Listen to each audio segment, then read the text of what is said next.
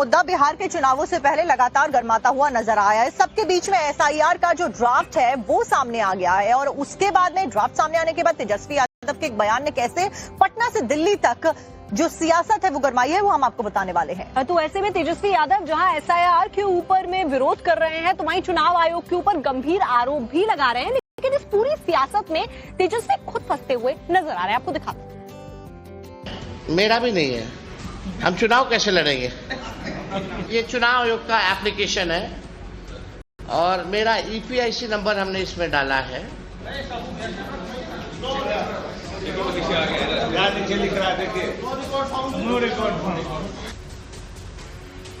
चुनाव आयोग पर कई सवाल, कई आरोप और एसआईआर यानी वोटर वेरिफिकेशन में कई खामियों के आरोप।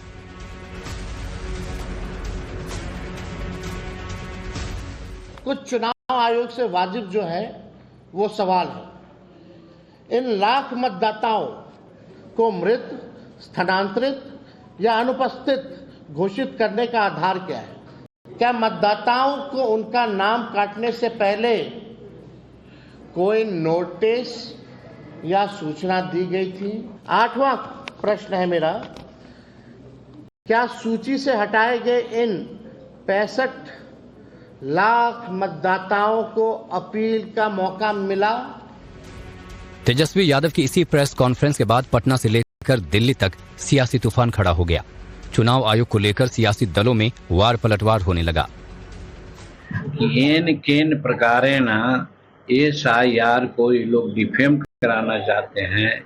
इलेक्शन कमीशन जो अच्छा काम कर रही है कि झूठ बात को 100 बार कहिए तो लोग सच्चा मान जाएंगे, इस नीति से वो लोग चल रहे हैं। लेकिन बिहार के लोग भी कम से कम जरूर जानते हैं कितनों झूठा बोलिएगा तो आपके पक्ष में नहीं जाएंगे।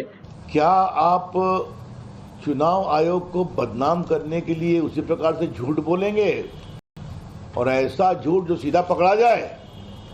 ये बहुत दुर्भाग्यपूर्ण है। क्या चाहते हैं तेजस्वी यादव, राहुल गांधी?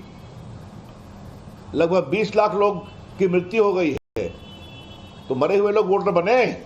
अगर आप वोटर्स को वंचित करते हैं वोट से तो ये अच्छा नहीं, उसी वक्त उन्होंने कहा है।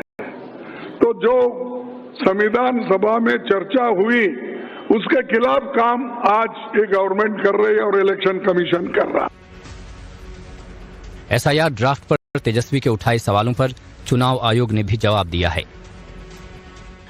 दूसरा जो एपिक नंबर के बारे में वो कह रहे हैं, जो एपिक नंबर हमारा पास उपलब्ध है, जो गहन पुनरीक्षण के पहले उनके नाम के साथ जुड़ा हुआ एपिक नंबर, वो एपिक नंबर उनके द्वारा भी सेम एपिक नंबर को 2020 के विधानसभा चुनाव में समर्पित किया गया। तो साथ ही तेजस्वी के वोटर आईडी कार्ड को लेकर चुनाव आयोग ने जांच भी शुरू कर दी है। सूत्रों के मुताबिक तेजस्वी यादव के एपीआईसी नंबर पर सवाल उठे हैं। प्रेस कॉन्फ्रेंस में बताए नंबर 10 साल के रिकॉर्ड में नहीं है।